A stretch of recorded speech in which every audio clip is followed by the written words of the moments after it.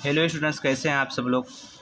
तो जो पिछला टॉपिक हम लोग पढ़ रहे थे वो था एंटी एरिथमिक ड्रग। इसमें हम लोगों ने कार्डियक एरिथमिया ये पढ़ लिए थे। इसमें क्लासिफिकेशन में भी पढ़ लिए थे कौन कौन से क्लास हैं, ठीक है। और इसके क्विनिडीन सल्फेट को भी हम लोगों ने पिछले टॉपिक में पढ़ लिया है, ठीक।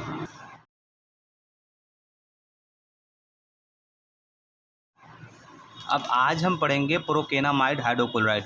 प्रोकेनामाइड हाइड्रोक्लोराइड ये उसका स्ट्रक्चर है जिसमें एक बेंजीन रिंग है C++ON, इसके बाद में CH2CH2N C2H5 C2H5। देखिए इसका केमिकल नेम कैसे होगा, हाइड्रोक्लोराइड ऑफ 4 एमिनो N, फिर ब्रैकेट के अंदर 2 di ethyl amino ethyl benzamide. देखिए कैसे आया होगा ये, तो हाइड्रोक्लोराइड है किसका, 4 एमिनो। देखिए हाइड्रोक्लोराइड यहाँ पे है, हाइड्रोक्लोराइड है किसका, 4 एमिनो। जब इसका नंबरिंग करेंगे 1 2 3 4 5 6, 4 पे क्या है, एमिनो ग्रुप है, NH2 को एमिनो ग्रुप है, तो हाइड्रोक्लोराइड आप 4 एमिनो ये हो गया। उसके बाद में नाइट्रोजन लगा है, तो ये नाइट्रोजन ये वाला है, ठीक, नाइट्रोजन ये वाला है। उसके बाद में 2 डाई इथाइल एमिनो इथाइल। अब 2 क्या है, देखिए एक नंबरिंग ये किए हैं, तो इधर का जब नंबरिंग करेंगे तो हमने डैश लगा दिया है, 1 2 पे डाई इथाइल, ये इधर ग्रुप लगा है इथाइल ग्रुप, ये एक इथाइल ये है, एक इथाइल ये है, और ये 2 बार आया है तो डाई इसलिए वर्ड यूज़ होगा, डाई मीन्स 2, डाई इथाइल हो गया। उसके बाद में एमिनो, देखिए ये जो N है ये एक्चुअल में क्या था, ये एमिनो ग्रुप था, 2 हाइड्रोजन हट गया है इसीलिए 2 बॉन्ड बना लिया है, ठीक, 2 हाइड्रोजन हटेगा इसलिए 2 बॉन्ड बनाया है। तो अब ये सिर्फ यहाँ पे नाइट्रोजन बचेगा, जब 2 हाइड्रोजन हट चुका है तो सिर्फ ओनली क्या बचेगा, नाइट्रोजन, इसलिए एमिनो इसको हम पढ़ेंगे, ये क्या है, एमिनो है, ठीक। फिर क्या है ये देखिए CH2 ये भी है, CH2 ये भी है, तो इथाइल है, 2 कार्बन को इथाइल ग्रुप बोलते हैं, जहाँ पे 2 कार्बन आता है उसको बोलते हैं इथाइल। तो यहाँ भी एक कार्बन है, एक कार्बन ये, तो इथाइल हो गया। उसके बाद में बेंजामाइड, देखिए ये बेंजीन ग्रुप है, तो बेंजीन ग्रुप है, और ये कौन सा ग्रुप है, ये CONH2, यहाँ पे मैंने लिखा है C++O इधर NH2, इसको बोलते हैं एमाइड। तो बेंजीन ग्रुप के साथ में एमाइड ग्रुप लगा है, तो बेंजीन प्लस एमाइड तो क्या हो गया, बेंजामाइड। अब केमिकल नेम आपको अच्छे से समझ में आ गया होगा, हाइड्रोक्लोराइड ऑफ 4 एमिनो N, उसके बाद ब्रैकेट के अंदर 2 di ethyl amino benzamide. Uses क्या है इसके, ये यूज़ करेंगे एंटी एरिथमिक ड्रग और also use as anti fibrillatory agents, जो पहले के लेक्चर में बता चुका हूँ एंटी फाइब्रिलेटरी क्या है, ठीक। Storage, it should be store in well close container and protect from direct sunlight, इसको सनलाइट के कांटेक्ट में नहीं आने देना।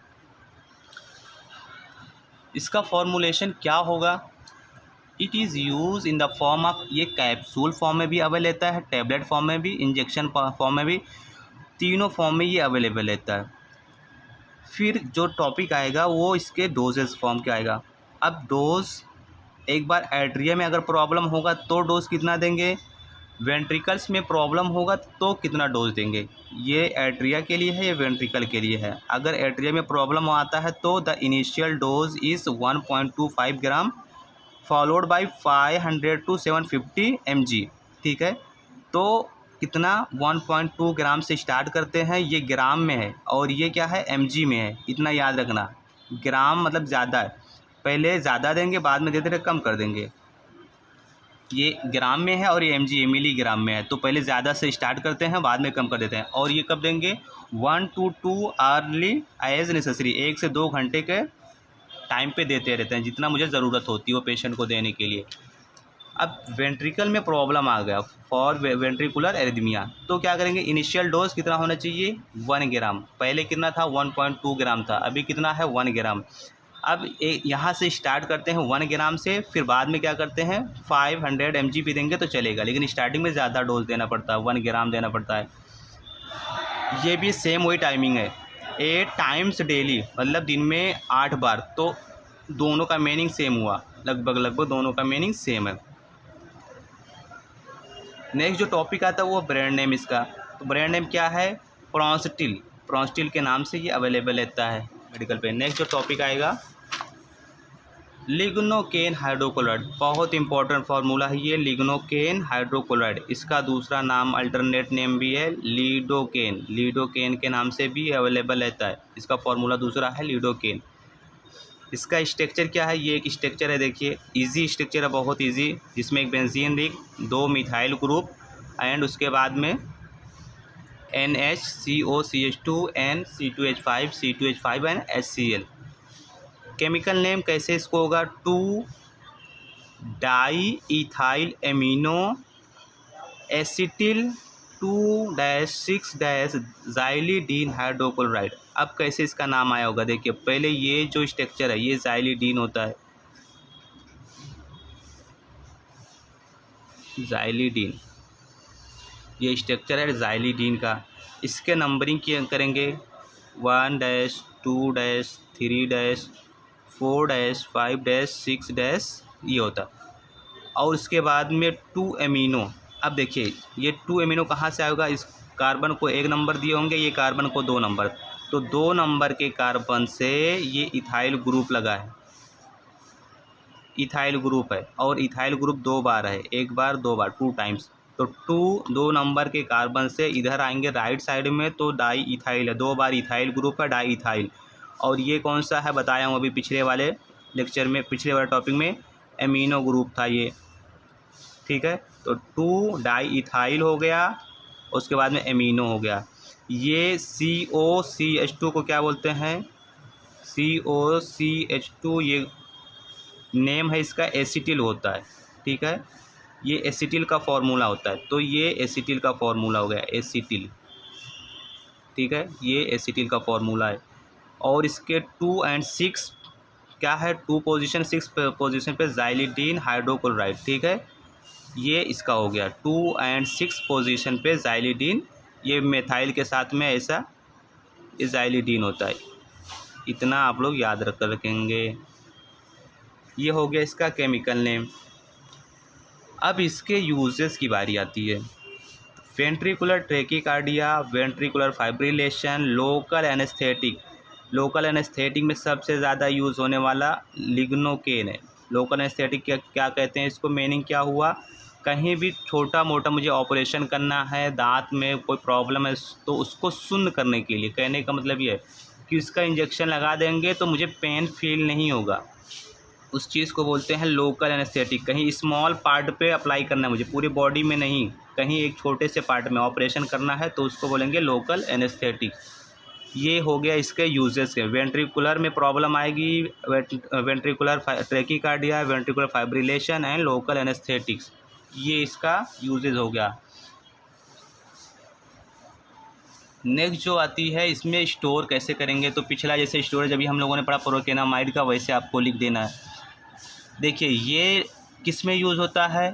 पहले अभी आया है लोकल एनेस्थेटिक, मतलब शून्य करने के लिए यूज़ होता है जहाँ पे पेन ना हो, तो इसीलिए इसको टॉपिकल फॉर्मुलेशन, जैसे for example solution for injection, अभी इंजेक्शन फॉर्म में लगाएंगे। फॉर एग्जांपल मुझे यहाँ पे कुछ हुआ है, प्रॉब्लम हुआ है, फोड़ा हुआ है, कुछ भी हुआ है, तो इसको मुझे ऑपरेशन करना है, तो इसको क्या करते हैं? पहले इंजेक्शन लगा देते हैं, उसके बाद में क्या हो जाता है, यहाँ पे मुझे कुछ पता भी नहीं चलता कि हाँ कोई चीज़ फील हो रही है, कोई ऑपरेशन चल रहा है, हो रहा है, ठीक है। सोल्यूशन फॉर इंजेक्शन और infusion available as transdermal patches.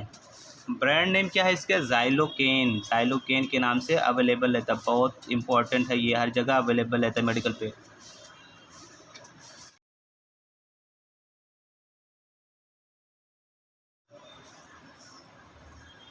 अब हम लोग बात कर रहे हैं प्रोप्रेनोलॉल की। प्रोप्रेनोलॉल बहुत इम्पोर्टेंट है, बहुत इम्पोर्टेंट है, ये कई जगह पे आपको देखने को मिलेगा, ठीक है। तो इसीलिए इसको ज़रूरी है कि इसको हर हाल में इसको प्रिपेयर करके आप लोग एग्ज़ाम देने जाएं। इसमें क्या है देखिए, ये इसका स्ट्रक्चर है, तो इसका नाम ही है प्रोप्रेनोलॉल। अब इसका मतलब ये है कि 2 बार यहाँ पे PPR है, प्रोप्रा, मतलब हम लोग केमिस्ट्री में प्रोपेन वर्ड यूज़ करते हैं, 3 कार्बन को प्रोपेन वर्ड यूज़ करते हैं, ठीक है। तो ऐसे प्रोप्रेन मतलब प्रोपरा 2 बार प्रोपेन 2 बार 3 कार्बन की चेन आएगी। ठीक है, पहली कौन सी चेन होगी? कार्बन की 3 कार्बन की। देखिए नंबरिंग करेंगे तो एक नंबरिंग यहाँ से स्टार्ट होगी 1 2 3। यहाँ भी कार्बन है CH2, यहाँ पे भी है CH2, यहाँ पे भी है CH2, यहाँ पे भी है। 3 कार्बन की चेन ये है और 3 कार्बन की चेन यहाँ भी है। 1 ये पहली कार्बन, यहाँ 2 लिखा है, 2 ये है, CH2 यहाँ पे भी है, CH है, एंड यहाँ पे भी CH3 है। अब जो 1 है, 1 कहाँ से आएगा? 1 आइसोप्रोपाइल एमिनो। अब यहाँ से हम लोग स्टार्ट कर रहे हैं, यहाँ से स्टार्ट कर रहे हैं, इसीलिए 1 लिख दिया गया। ठीक है, और बताया कि जब ये बाइफरकेट वाली स्ट्रक्चर कहीं मिलेगी, बाइफरकेट वाली, तो इसके लिए वर्ड यूज़ करते हैं आइसो।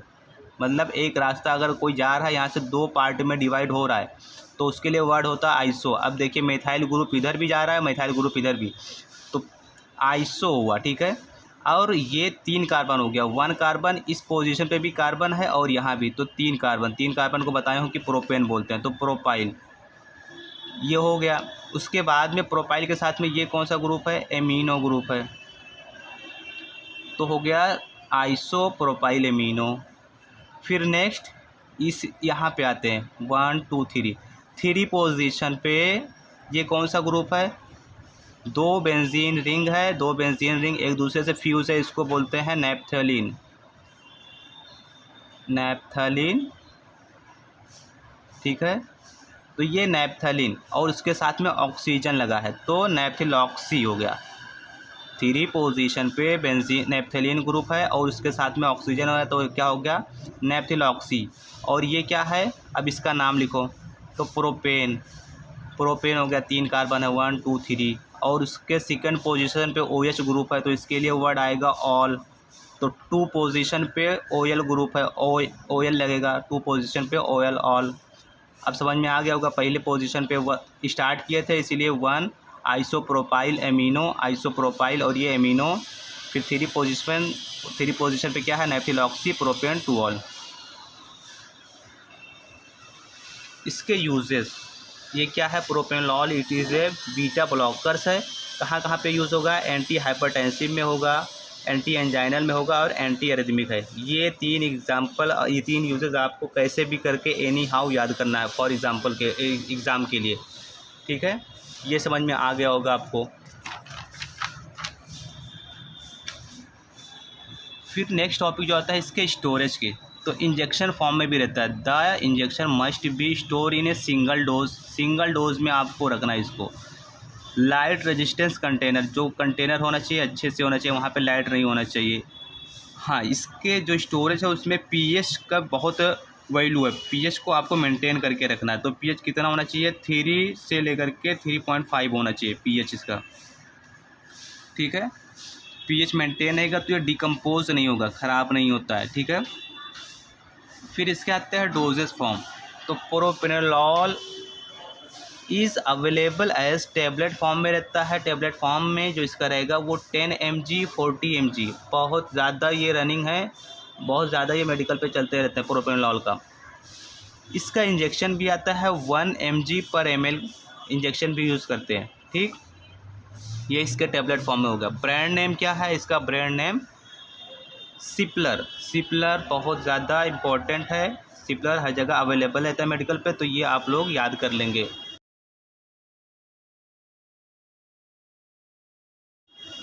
ठीक है, सबको समझ में आ गया होगा। अगर किसी को कोई भी डाउट रहता है तो वो आप कमेंट में ज़रूर लिखें। ठीक है, और जिस टॉपिक पे आपको लेक्चर चाहिए वो ज़रूर मेंशन करें, जिससे मैं आगे के जो वीडियो बनाऊं उसमें ये आपका जो भी क्वेश्चन आएगा उसके अकॉर्डिंग वीडियो बना दूंगा। ठीक, थैंक्स फॉर वॉचिंग।